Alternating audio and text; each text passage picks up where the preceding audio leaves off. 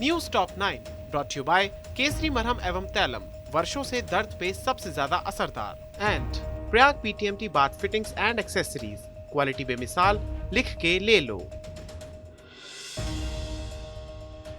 UP विधानसभा चुनाव के लिए कल तीसरे चरण में वोटिंग होगी। 16 जिलों की 59 सीटों पर 2 करोड़ से ज्यादा मतदाता 627 प्रत्याशियों की किस्मत का फैसला करेंगे।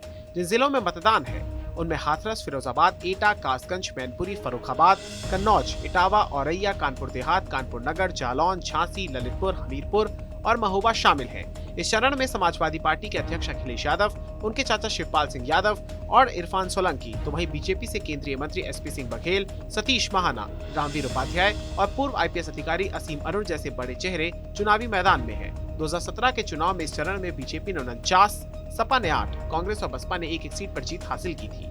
यूपी के अलावा पंजाब की सभी 117 सीटों पर भी कल वोट डाले जाएंगे।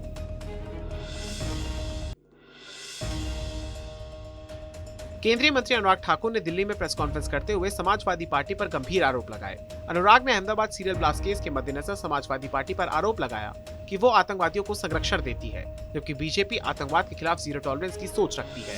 अनुराग ठाकुर ने आगे कहा कि बम धमाकों के मास्टरमाइंड मोहम्मद सैफ के पिता और सपा नेता शाहबाज अहमद के साथ अखिलेश यादव की फोटो है। इस पर अखिलेश यादव को चुप्पी तोड़ने की जरूरत है और कहा कि उनको अपना पक्ष सबके सामने रखना चाहिए। जिन 49 लोगों के खिलाफ ये बात आई है उनमें से जो एक मास्टरमाइंड की मैं अगर बात करूं, ऐसे हैं मोहम्मद सैफ, पुत्र शाहबाज अहमद,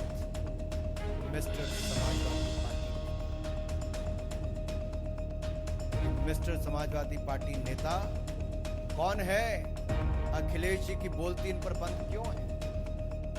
ये जो चित्र मैं आपके सामने मिस्टर समाजवादी पार्टी नेता की रख रहा हूं, सपा अध्यक्ष अखिलेश यादव ने लखीमपुर खीरी में जनसभा की। अखिलेश ने 3 अक्टूबर की घटना को लेकर योगी सरकार पर हमला करते हुए कहा कि लखीमपुर खीरी का कांड आजाद भारत में जलियांवाला बाग कांड की तरह हुआ है, जिसमें किसानों को कुचल दिया गया। वहीं सीएम योगी के पीलीभीत में अहमदाबाद ब्लास्ट केस पर दिए गए हमले का जवाब करते हुए अखिलेश ने कहा कि बाबा जी को कुछ नहीं पता है और आने वाले चरणों में जनता भाजपा की भाप निकाल देगी।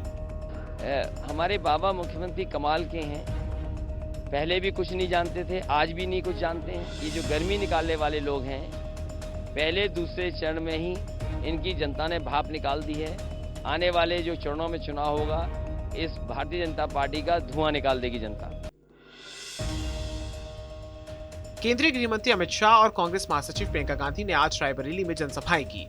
अमित शाह ने विपक्ष पर हमला करते हुए कहा कि पहले पूरे देश में उत्तर प्रदेश के अपराधों की चर्चा होती थी, पूरे प्रदेश में माफिया दिखाई देते थे। अगर सपा आ गई तो ये लोग फिर से जेल से बाहर आ जाएंगे। इन सभी माफियाओं को जेल में रखना है तो केवल और केवल मोदी जी और योगी जी के नेतृत्व में 5 साल भाजपा की सरकार बना दीजिए। सपा ने संपत्ति अर्जित करने का काम किया है। सपा के एस का मतलब है संपत्ति और पी का मतलब है परिवार। वहीं प्रियंका गांधी ने बीजेपी पर हमला करते हुए कहा कि योगी सरकार के दौर में रायबरेली को नकार दिया गया है और जो प्रोजेक्ट्स कांग्रेस ने शुरू किए थे उन्हें रोक दिया गया। प्रियंका ने कहा कि जनता महंगाई और बेरोजगारी से त्रस्त है। मानो कांग्रेस पार्टी तो वहाँ राजनीतिक सीटें पीढ़ियों की है और कोई बन ही नहीं सकता। गांधी परिवार के अलावा कोई बन ही नहीं सकता। एसपी तो मुलायम सिंह, अब अखिलेश सिंह, बाद में जो बच्चा होगा, जो बड़ा हो जाता हुआ, तो वहां पर भी राजनीतिक सीट, मगर ये राजनीतिक सीट अलग प्रकार, वाइब्रेंट डेमोक्रेसी के साथ सबको समन्वय कर चलने का, नेतृत्व का प्रभाव बनाना और उसके बाद भी राजनीतिक स्थिरता रखना, नीतियों में सातत्यपूर्ण तरीके से इसका अमल। बीजेपी शासन में मैंने फर्क ये देखा कि रायबरेली को तो पूरी तरह से नकारा गया, क्योंकि यहाँ पे जो भी हमने प्रोजेक्ट शुरू किए थे, चाहे वो एम्स हो, चाहे कोई और प्रोजेक्ट हो, वो तो सबसे पहले तो ये उनको बंद करने का काम किया गया। सीएम योगी आदित्यनाथ ने पीलीभीत में सपा के पूर्व शासन पर हमला करते हुए कहा कि जो जन कल्याण की योजनाएं और सुविधाएं आज उत्तर प्रदेश की जनता को मिल रही है, उनका पैसा 2017 से पहले सपा के गुर्गे खा जाते थे। उन्हीं लोगों के लिए हमने बुलडोजर बनाया है, जो जब संपत्तियों पर चढ़ता है तो नोटों का पहाड़ निकलता है। ये राशन पहले मिलता था फ्री में, सपा के ने कभी दिया? वे देते कैसे?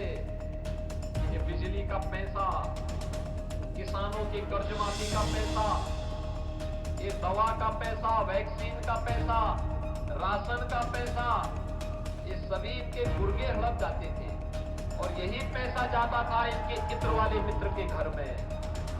इनके इत्र वाले मित्र को तो आपने देखा है ना,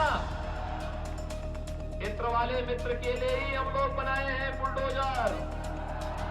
जब बुलडोजर चलता है, ढूंढते ढूंढते इत्र वाले मित्र के ऊपर चढ़ता है तो नोट के पहाड़ निकलते हैं वहां से।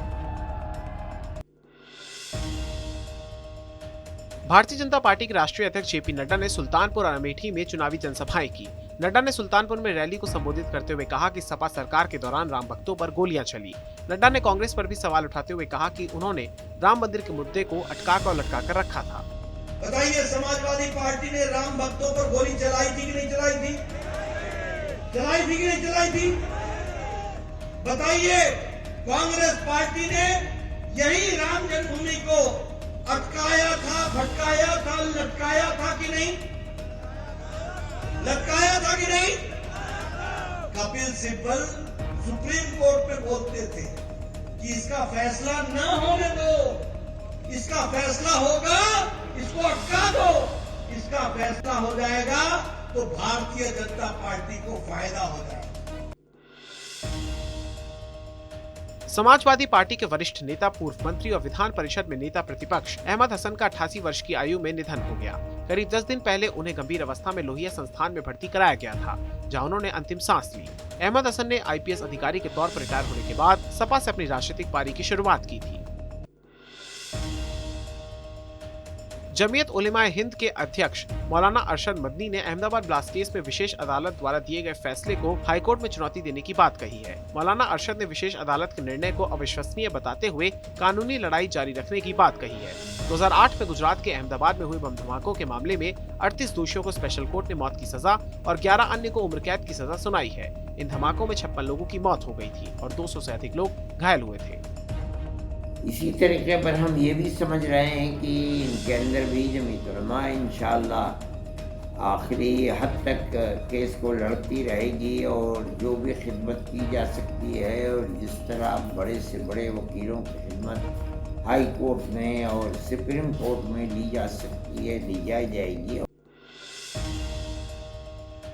निषाद पार्टी के पूर्व राष्ट्रीय महासचिव सूर्यभान यादव ने चौंकाने वाला खुलासा किया है। पार्टी के सभी पदों से इस्तीफा देते हुए सूर्यभान यादव ने कहा कि निषाद पार्टी में 5 से 7 करोड़ रुपए में चुनावी टिकट बेच दिया जाता है। सूर्यभान ने आगे कहा कि आरक्षण के मुद्दे पर कुछ नहीं हुआ, इसलिए कुछ लोगों से नोट के बदले सौदा किया गया।